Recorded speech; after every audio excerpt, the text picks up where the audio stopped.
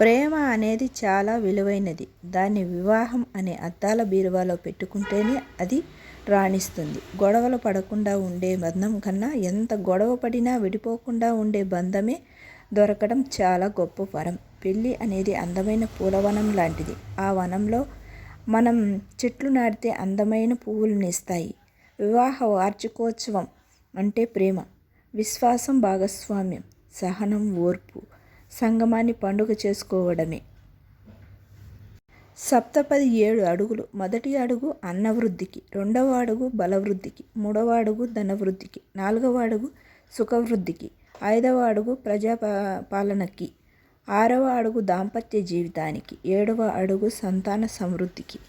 బంధం అనేది అందమైన పుస్తకం లాంటిది. పొరపాటున అనేది అందులో ఒక పేజీ మాత్రమే. ఒక్కొక్క పొరపాటు జరిగితే సవరించాలి కానీ మొత్తం పుస్తకాన్ని చింపివేయకూడదు. మగవాడు గాలిపటం లాంటివాడు.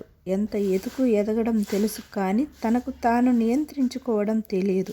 ఆడది దారం, అతడికి ఆధారం. భర్తకు భార్య బలం కావాలి, బలహీనత కాకూడదు. భార్యకు భర్త భరోసా కావాలి, భారం కాకూడదు. భార్యాభర్తల బంధం అన్యోన్యంగా ఉండాలి. అందాన్ని చూసి పెళ్లి చేసుకోవడం అంటే ఇంటికి వేసిన రంగులు చూసి ఇల్లు కొనుక్కోవడం లాంటిదే.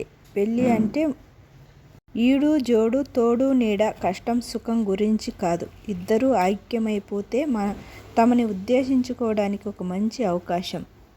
భార్యాభర్తలు ఇద్దరి ద్వారా ఏర్పడేదే కుటుంబం. కష్ట నష్టాలు అధిగమించి సుఖంగా సంతోషంగా జీవించడమే మన కర్తవ్యం.